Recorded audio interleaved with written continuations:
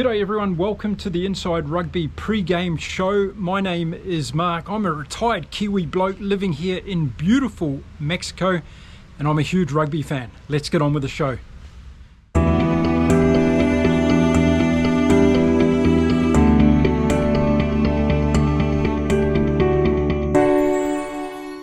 Okay folks, welcome to the show, and it's all about Argentina and South Africa today. Yes, the first test that's going to be played in Santiago in Argentina on Saturday, and the first test of round number 5, I should say, in this year's Rugby Championship. Of course, the return leg is going to be played in South Africa a week later.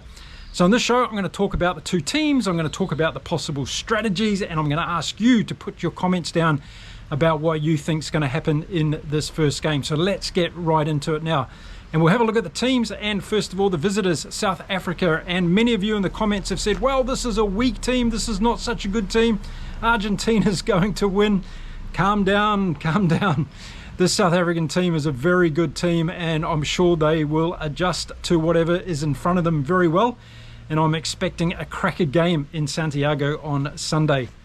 So the South African team starting off in the forwards, and we've got Thomas du Toit, Malcolm Marx and Oxen Chair in the front row. A fantastic front row. Great to see Malcolm Marx getting a start in a game, and I'm going to be very interested in watching him. Oxen Chair has been a star so far in the Rugby Championship. I think he's playing very, very well. So keep eating the cake, Ox. I think it's working extremely well. And in the locks for South Africa, we're going to see Salman Morat. He's going to be the captain of the team this weekend. And we're going to see Ruan Nokia again for the Springboks. And this is a good one. I thought even Etzebeth was going to start the game, but he's on the bench.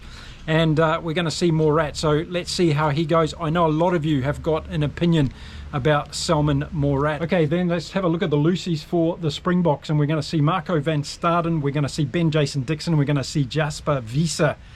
And I think this is a really good trio. I expect that the loose forward battle is going to be something we're going to watch, particularly in the first 20 minutes of the game. I think it's going to be critically important.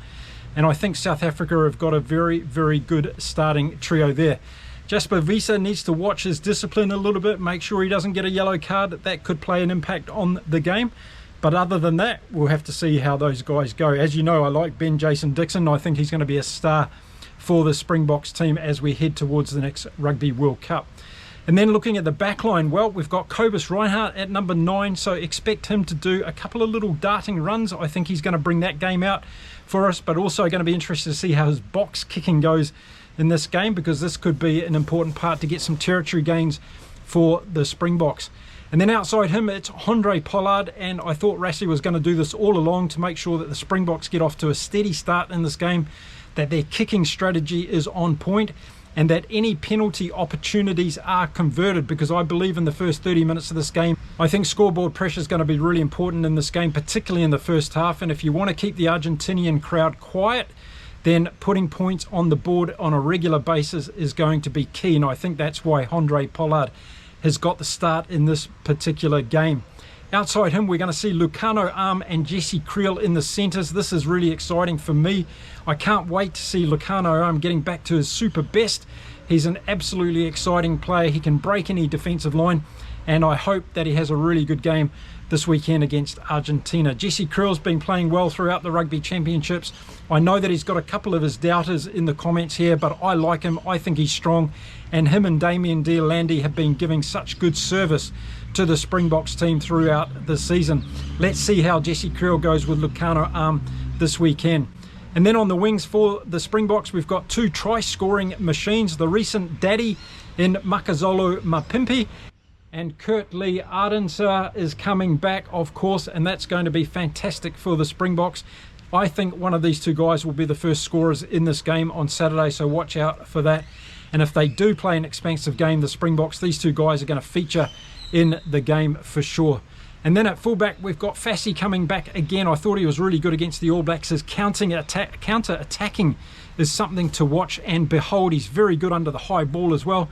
So if the Argentinians decide to go to the air and try and test out Fassi, I think they're going to come off second best with that strategy. But let's see how that goes. So I think this is a very good team Rassie's put out. Let's not talk about B teams and C teams and all the rest of it. We all know that Rassie's strategy is to put together 50 players that can play at a peak level against any team that they come up against as they head towards that Rugby World Cup. And I think this is a really, really good Springboks team. Okay, looking at the bench for the Springboks and of course the bomb squad, and we've got Steenkamp, Vincent Koch, Jan Henrik Wessels, Quagga Smith, Lowe and Eben Etzebeth. So a hugely strong bench. It's going to be interesting for me to see when Etzebeth gets put on. If things don't go too well in the lineouts, we might see an earlier change from Rassi, but other than that, we can expect to see these guys coming on in the second half and making a big difference in the game. And then as far as the backs off the bench, we've got Jaden Hendricks and we've got Mani Lebok for the Springboks. It's going to be interesting to see how Lebok goes and whether he's being brought on when the Springboks have got a healthy lead if they get to that stage in the game, and whether or not he can convert his penalty kicks if he gets some opportunities today. That'll be one of the things I'm looking out for with Manny Lebok's performance in this game against Argentina. So there we go, that's the Springboks team. Now let's have a look at the Argentinian team, and a really good side, but I like what Contepomi's done here in terms of strategy off the bench. So let's talk about the whole team. And starting off in the front row, it's Gallo, Montoya and Sclavi. Very good front row. I don't think they can take it up to the box for the whole time they're going to be on the field, but they're going to give it a good go. And we saw Sclavi in particular. I made mention about him in a previous video about how well he went in general play. So watch out for Sclavi and the way that he gets around the field. He's very impressive for a prop, that's indeed. Now into the locking positions for Argentina, and this is where Contepomi has made a little bit of a change, and it's strategic. We're going to have Molina as one of the locks, and we're going to have Rubiolo as the other lock. And this is really interesting for me because it looks like Contepomi has really tried to bolster up his bench to take on the Springboks in this first game. And it means that we're not seeing their normal locking counterparts starting the game. So it's going to be interesting to see whether or not Salman Morat and Ruan Norkia are going to get any dominance over this Argentinian lineout. And I expect to see some strategy going on in the lineouts from the Argentinians. We might see some short lineouts and we might see some reduced numbers in the lineouts, so they can play around with that a little bit. And then moving on to the back three for Argentina in the forwards, we do see a change here as well. We've got Pablo Matera, who I think has been one of the standout forwards in the Rugby Championship this year, alongside Marcos Crema. And at the back in number 8, instead of one Martin Gonzalez, we're going to see Oviedo, and Oviedo's usually coming in off the bench. So that's another change that Contepomi has made. Gonzalez is going to come off the bench for Argentina in this game, and that's going to really help bolster them, I think, in the second half of the game. So it's a very smart move, I think, from Contepomi. Now having a look at the back line for Argentina, no surprises here. We've got Bertrano at number 9. We've got Albinos, who I've been really impressed with in this Rugby Championship, at number 10. It's going to be very important for him to have a good game. He's going to have to control this game if Argentina are going to have any chance whatsoever. His kicking is going to have to be on point, and his distribution to get Choco, Barris and Sinti, who are outside him in the centres, away, is going to be very, very important. He's also a very good defender. We saw him making a try-saving tackle against Australia in that second game. It was a very good move by Albinos, and he's going to be a very important factor in this game. As I said, the centres for Argentina unchanged. Choco, Barris and Sinti, they're a bit like Damien Diolandi and Creel are for South Africa. They're the mainstays of this Argentinian midfield. Very good both on attack and defence. Watch out for them. They could have a big game. And then on the wings, we've got Mateo Carreras, no relationship to Santiago Carreras, just a reminder on that one. The other wing, we're going to see Delguy, and at the back, we're going to see Cruz Malia at fullback again. I think he's been playing well throughout this Rugby Championship as well. So it's a very good starting 15 for Argentina. As I said, a couple of play around there's with a couple of players, and I think that's very smart by Felipe Contepomi. Okay, so let's talk about the Argentinian bench and have a look at the forwards that they're going to bring on. And we're going to see Ruiz, Carles, Delgado, Petty, who usually starts, and one Martin Gonzalez, who usually starts as well. So that's a really clever bench, I think, for Felipe Contepomi. This is an opportunity for the Argentinians to have some real impact off that bench, and we'll have to see how it goes up against the bomb squad. Now in the backs, we're going to see, coming on for Argentina, we're going to see Garcia, we're going to see Santiago Carreras, and we're going to see Moroni coming on as well. So good cover there. Santiago Carreras, as we all know, used to start at number 10 until Albinos had his breakout. So he's a really good player to bring on. and it's going to be interesting to see whether or not Argentina are chasing the game at that stage when Santiago Carreras perhaps comes on. He might even come on at fullback. We'll have to keep our eye out for that one. So there we go. That's the Argentinian 23 that are going to be playing in this game against the Springboks.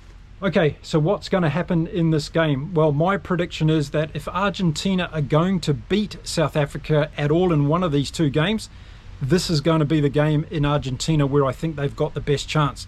They're coming off that exceptionally good win against Australia where their self-belief and motivation, inspiration will be the highest it's probably been so far in the Rugby Championship. Don't forget, they've had one win against both nations they've played against so far. The All Blacks, they had that great win in Wellington, and they beat Australia handsomely in their last game out. They also came very close to winning that other game against Australia. There was just 1 point in it. So I think as far as Argentina's self-belief at the moment, it'll be as high as it is possibly in this Rugby Championship so far. The other factor is the crowd. They're playing at home. That will be like an extra man to them, and it'll give them a lot of inspiration. So based on those things, I think this is probably the best chance that Argentina has of beating a Springboks team out of these two games. I think things will be very different when we go to Neelspruit in South Africa in a week's time. I think Rassie's going to be putting some big players back into that game, and we're going to see South Africa at home doing what they do, which is very, very hard to beat. So when it comes to the game itself, it's going to have to be all about keeping Argentina under control for that first 30 minutes.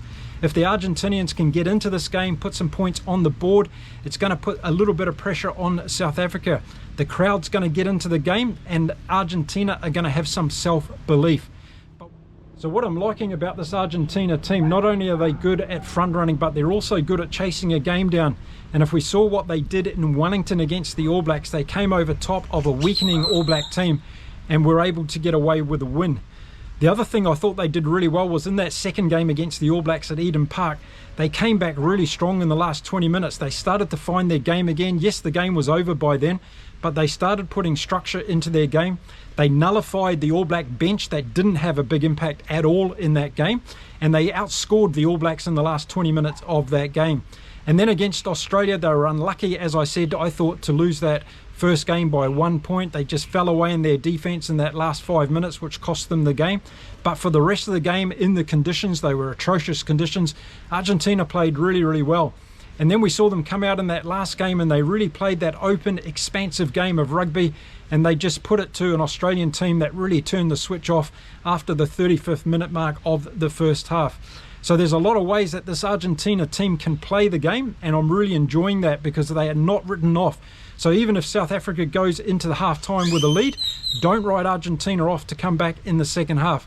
They're going to have to play extremely well to get over top of the bomb squad, but I think they've got enough creativity. It's all about how much possession they're going to get and how they're going to be able to use that possession as far as I'm concerned. So two other major factors I think we need to look out for in this game, and one of them is kicking, and that's why I think Andre Pollard is starting the game for the Springboks. Rassie wants the game to be settled down. They wants the Springboks to get territory, wants to use his forwards to try and put some domination over the Argentinians, play the game in the Argentinian red zone as much as possible, and then come away with points. It doesn't necessarily have to be tries. It can be penalties from Andre Pollard, and I think that's the strategy that Rassie's going to go with.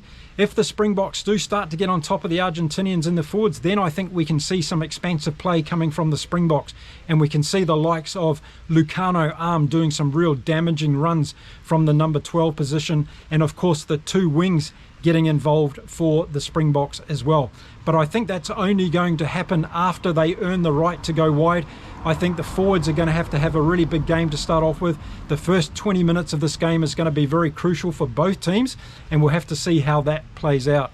When it comes to discipline, South Africa has had a little bit of a nemesis around this in the last few games. They're going to have to keep all their players on the field because if Argentina, again, get their backs up at all through any emphasis they get in this game, and one of those emphasis could be a player being sent off for South Africa, then they can be really dangerous. So South Africa are going to have to watch their discipline in the breakdowns and make sure they don't get under the ref's nose as far as causing any problems. That's an area they're going to have to watch. Argentina also can't afford to lose a man. So if they have a yellow card in this game, it could be disastrous for them. But I've been impressed with their discipline so far. Yes, they've given away quite a few penalties, but they haven't crossed that line where they've been having a lot of players being sent off in this Rugby Championship, and that's kudos to them for being able to play that way. In reading all of your comments so far about this game, it's been really interesting to see that there's quite a few nervous South Africans writing about the possibility of Argentina winning. I think South Africa are going to be too strong over 80 minutes. I think the bomb squad's going to make a difference when we see the likes of Etzebeth coming on and Quagga Smith. We know how brilliant he is off the bench, and I just think that's going to potentially be the difference in this game. But I might be surprised if Argentina get their backs up, they get the crowd into the game, and they start feeling the way that they did in that game against the Wallabies. I think this could be a really, really close encounter. I'm not saying that I think Argentina are going to blow this game out like they did against the Wallabies. I think the Springboks defence is going to be too good for that. But I think we might see some enterprising play like we did against Australia, like we did against the All Blacks from this Argentina team. Choco Barris and Sinti are very good and very deceptive in the centres. They can pick holes through a defence. And you've got speedsters out wide, particularly Malia and Mateo Carreras, that we've seen do some really brilliant things. But it comes down to Albinos for me for Argentina. If he has a really good game, if South Africa don't pile the defence on him, and we start seeing Marco van Staden and Ben Jason Dixon giving Albinos a very hard time, then that could be a crucial factor in this game. So my wrap is this: if South Africa get off to a good start and start getting points on the board, this game could blow out and they could win by 20 points. If Argentina stay close and the crowd get into this game, then it could be a thriller right down to the last few minutes, but we'll have to wait and see if that happens. My tendency is to go on the side of South Africa being able to take this game away in the last 20 minutes, no matter how far in the lead they are at that stage. And I think they'll be just too strong with the amount of inventory that they've got on the bench. They're very, very impressive indeed when it comes to being able to finish out the game at the moment in this Rugby Championship. So there we go. Those are my thoughts pre-game for this game against Argentina and South Africa that's going to be played in Santiago in Argentina tomorrow, Saturday. Let me know in the comments how you're feeling about this game. What do you think of the selections? If you're an Argentina supporter, let me know what you think about Cantapone's options when he's gone to the bench in this game. We're going to see Martin Gonzalez and Petty come off the bench. Do you think he's done the right thing there in bolstering that up? And do you agree with me with Albinos having to be the key for Argentina in this game? I'd really like to know what you're thinking. Also, from the South African viewers, let me know what you're thinking now. We're getting closer to the game. You've had a little bit more time to digest the both teams that are going to be playing and feeling what's going on within the South African squad. I'd really like to know your opinion as we head into this game. And if you're a neutral rugby fan from anywhere around the world, let me know who you're supporting in this game. Are you going to support Argentina, or are you going to get the world champions you'll support? Let me know in the comments. I'd really like to hear from you. Now, don't forget, I'm going to be back after these games this weekend with an in-depth review. I go into ball-by-ball play. I talk about the players, the strategies, and everything else you want to know after a game of rugby. So if that's your cup of tea, why not support me here on the channel Inside Rugby with Mark? Here are a few ways that you can do that. Choose one or more ways to support me as I head in my YouTube journey in bringing you my passion for the beautiful game of rugby around the world. I'd be very grateful for any level of support that you can offer me. Now, all that's to be said before I finish the show today is to wish you all a very good day. Stay safe and stay well. Keep enjoying your rugby no matter where you are in the world, and I'll see you again very, very soon from here in beautiful Mexico. Until next time, it's bye for now.